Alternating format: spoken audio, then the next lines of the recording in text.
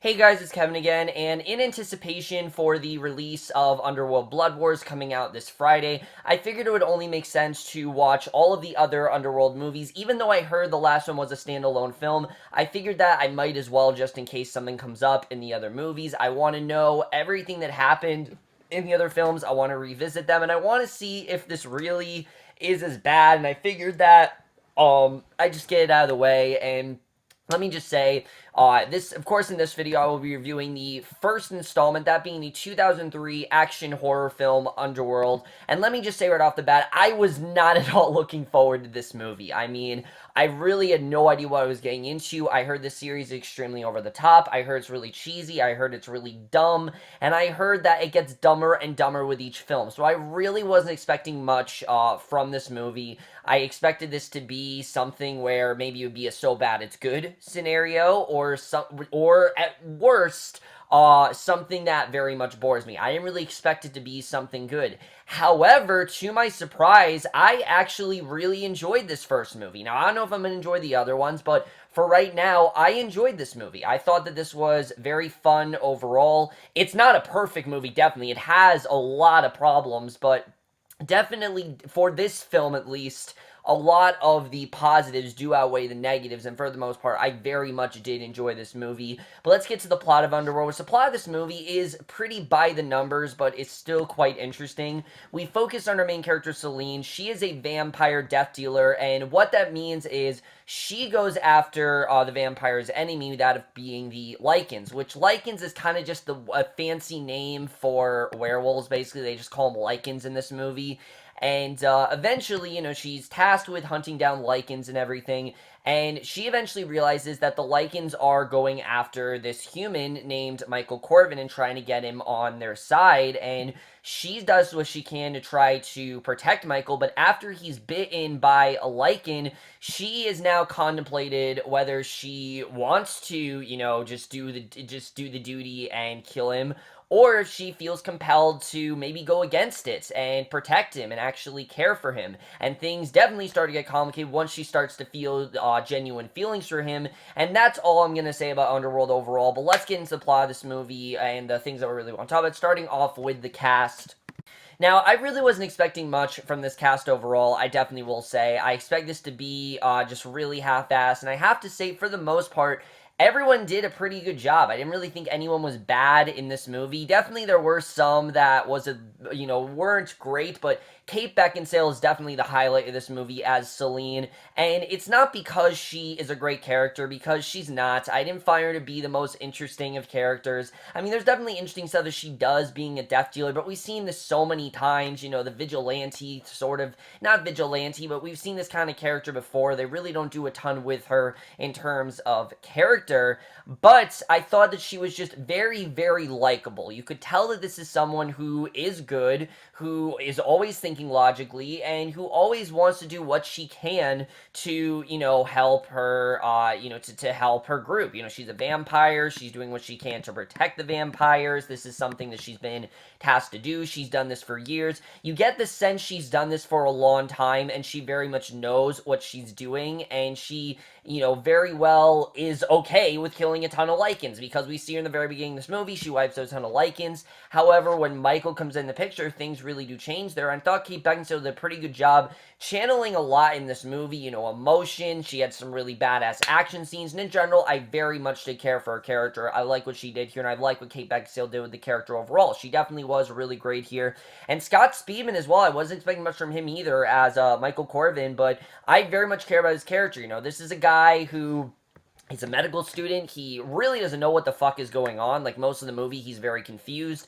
But eventually, he does become a hybrid, and their whole relationship I found to be very interesting, because it is quite predictable where they go with their relationship overall, but I did like the direction that they took it, and I thought that they had pretty good chemistry. You definitely cared about them. You liked the direction the relationship was going, especially with Celine, that she genuinely cared for Michael. You could tell this was someone who she genuinely wanted to protect, who she felt like this was her duty to protect, and I really did like their relationship overall. I thought they did a very good job in this movie, and their whole relationship was definitely very well done. I really did enjoy what they did with them, and they're definitely the best two actors in this movie.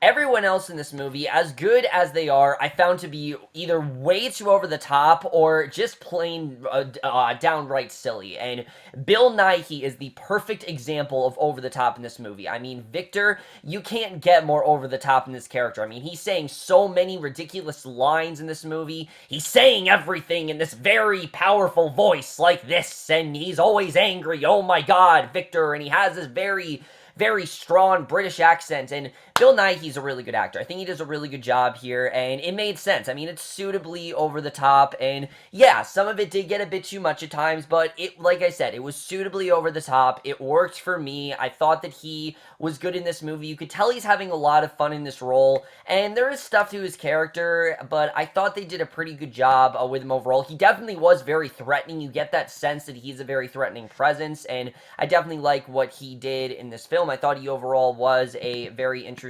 character, the direction that they went with him, and you don't expect him to be, what he ends up doing in this movie. You don't expect him to go in that direction, and they did that pretty well here. I like the direction they went in this movie, because I expect him to go in one direction, he went in a completely different one. I like the direction they went with him overall. And then Michael Sheen plays Lucian, who, in the beginning of this movie, they have the knowledge that he is dead. You know, they have a lot of reason to believe that, and we very quickly see that that's not the case, and Michael Sheen was pretty great in this movie, honestly, as Lucien. I thought he did a pretty good job in this movie. They did a good job of getting us to care for his character and kind of getting us to understand him overall. I liked his bond with Victor. Him and Victor definitely have a very heated past, you definitely do see, and that's something that we definitely are going to come across. I thought overall he definitely did a good job. I like what he had to do here, and I thought for the most part he definitely was pretty good in this movie. Apart from a couple other scenes, I thought he was good. My only other complaint with the rest of the cast here is that they don't really have a ton to do. I mean, we have this character of Craven, who Shane Brawley, I think, did an okay job, but he's really just there to create conflict and just to be kind of like a plot device. Like, he doesn't really have much of a character. He's just there to be a plot device, really, and that's really the way the rest of the characters are in this movie. They're not really given anything that's significant. It's not really very heavy character development, and that's something that did kind of make me a little bit upset. I feel like they could have given them a little bit more to do, but they didn't really do that. But I'm not really going to let that affect the overall enjoyment of the film, because I do think these four main cast members overall did a pretty good job. And then really the only other character I really want to talk about, just because of how shocking this actor really was, is Kevin Greavox as Reyes. I mean, talk about a unique actor, really. I mean, this guy's voice, in general, has to be the deepest voice I have ever heard in a Hollywood film.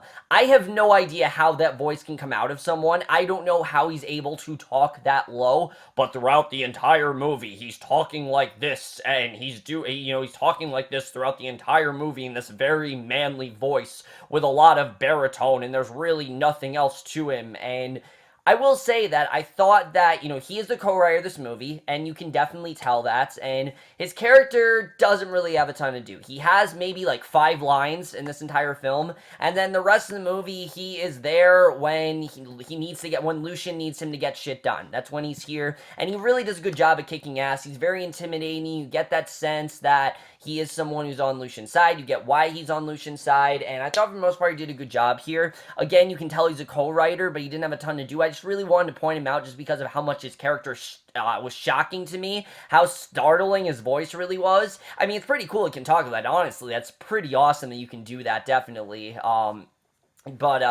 Overall, I thought his character was a lot of fun. I definitely enjoyed him. He definitely did add to some of the fun of the film overall.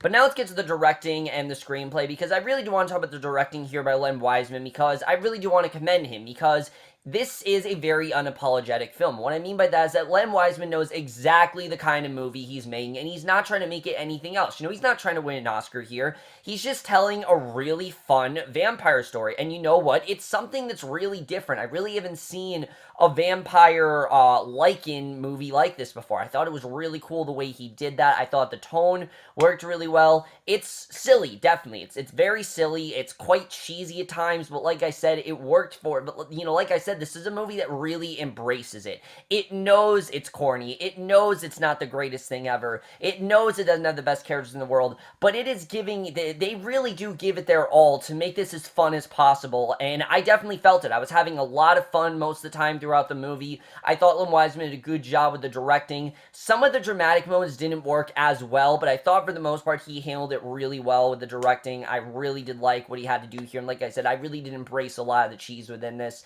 And then the screenplay here by Danny McBride, it's not the greatest screenplay in the world. I definitely will say that.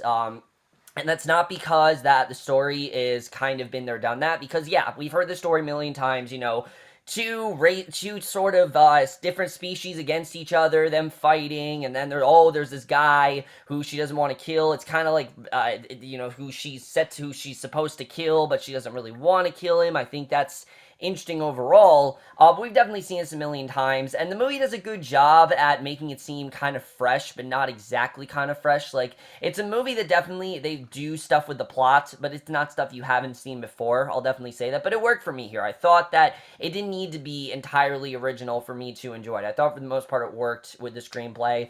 My biggest thing with the screenplay was that there is a lot of exposition in this movie, and I mean a shit ton. I mean, there are many times where we'll have some sort of monologue from Celine in the movie, and she'll try to explain the way things are, and I get it. It's the first movie. There's a lot of things that we needed to learn. There's a lot of things that we didn't really know about, and they did a good job of explaining this stuff to us. You know, it made sense for the most part. I didn't really feel like anything was like, oh, that doesn't really make a ton of sense. No, for the most part, it made sense. I thought they used it pretty well, and I thought that it made quite a lot of sense. In the end, I thought that it definitely worked for the most parts. But my one thing is that, you know, there are quite a few exposition scenes I do feel was a bit unnecessary. For example, towards the end of the movie, there's this situation that happens with Michael where he ends up kidnapped by, a character in this movie, and we see Bill Nighy in the film. He has this very long exposition scene stating this entire story between him and Lucian, you know, why they have this tension for each other, the direction that their characters were, and I really felt we didn't need that in this movie. You know, sure, we knew that these two were against each other, but keep in mind, this is the first movie, and I really didn't feel like they kept anything open for the second film. Sure, they end on a cliffhanger, they do, but they don't really try to keep anything open. They kind of just tell you everything in this first movie, and it really makes me, you know, wonder why the hell they made a prequel in the third movie. I mean, I don't really know what else there is to know, because we pretty much know everything, and I'm not entirely sure why they told us everything. I've said it before, you don't need to do everything in a first movie. There's stuff you can keep open, and this movie really does not know how to do that. It tells you everything, and that definitely did bother me a little bit, but again, I thought the story was simple enough, and the plot was definitely interesting enough that it kept me invested, and I thought the screenplay for the most part worked pretty well. The cinematography here is not great. I definitely will say that. It's very, very apparent this movie was made in 2003, but a lot of it actually is practical effects, believe it or not. Like, when they have, a Lycan, it's not CGI. A lot of it, some of it is CGI, but some of it is in fact practical effects. You know, they're wearing masks, or they have someone pretending to be a Lycan, and they did a good job with that. I like the realism in the film. I thought the cinematography worked pretty well. A lot of the movie's very dark, and it works for the most part. I very much got into the action scenes. They're very ridiculous. Like, I mean, okay, vampires with guns, like, it's a pretty ridiculous concept to think about, but again, the movie really embraces that, and I definitely really did enjoy that. I like the way the movie embraced that here. I thought for the most part it worked, and I like the way that they handled that throughout the film. I thought that overall the cinematography was pretty good here, and again, got a bit ridiculous, but it worked for the most part. The score sounds like a video game at points, it really does, but that's okay, because this movie itself feels like a video game, and I mean that in the best way possible. I don't mean that in the sense that this is a convoluted film that has way too much going on, because I don't think that. I think this movie is fun in the sense where it feels like you're watching a video game. You know, you're watching some first-person shooters and things like that, and it's fun to watch, really. I thought they did a good job with the score. I definitely enjoyed it, and the editing in this movie, I will admit, I definitely felt the length several times throughout, like, especially in the second half. The second half was quite slow, definitely. Once Michael turns into a werewolf, and once the plot really starts, the movie does slow down a bit, and it doesn't get boring, I wouldn't say that, but it did get a bit slow, and there were some scenes that did drag drag on a little bit, I'm not gonna lie. Now, the third act really did make up for that, but some of the scenes, it did take a little while to get going, and I don't know if this is because I watched the director's cut, and that was significantly longer than the original cut, but the original cut in general is 2 hours, and the other movies are 90 minutes, and I'm not entirely sure why this was 2 hours, and the other movies are like 90-something minutes. It just didn't really, that doesn't really flow. It doesn't really make a ton of sense why they did that, and you definitely do feel the length throughout this film, and that's something that I definitely will kind of fault the film on, but kind of not. I did definitely feel the length, but I'm interested in seeing the way the movie ended. Definitely was a good ending. I liked the way things went overall. I just felt that some scenes dragged a bit, but never too much to really upend the film overall for me. So overall, guys, I surprisingly really did enjoy Underworld. It's not a perfect movie. Like I said, it's very messy at points. It definitely does have a lot of exposition that I didn't really feel the movie needed. The plot's not the most interesting. The movie's not exactly focused a lot on character, but if you can overlook that and just look at this as a fun popcorn action film about vampires versus lycans, this is a very fun film, honestly. I really wasn't expecting much from it, but I really did enjoy it overall. Sure, it's not the greatest thing in the world, but again, the director completely embraced it. I think he knows really what kind of movie he was directing, and I am going to give Underworld overall a 4 to 5 or a B+. This movie very much surprised me. I didn't really think it was going to be anything. Like I said, I expected this movie to be kind of shitty or just so bad it's good, and it actually was somewhat grounded, actually. They did a good job of keeping it somewhat grounded while also being really corny, and I like the way they combined those two halves together, but it definitely makes me worried that because of how great this one was handled, definitely makes me worried going into the other movies, because I heard they get significantly worse, and I can already tell that, it doesn't, lightning doesn't always strike twice, and I definitely fear that's going to happen with the coming films. So overall, guys, that's my review of Underworld. Let me know what you guys thought of this movie overall. Love to your thoughts on it. Do you like this movie? Did you embrace the cheese? Did you enjoy the ridiculous stuff going on with it? That's it for this video. Hope you guys enjoy it. We'll see you guys in my next video, which will be probably for Underworld Evolution. I'm not sure. Maybe it'll be for that, but I will see you guys for that. Okay, bye.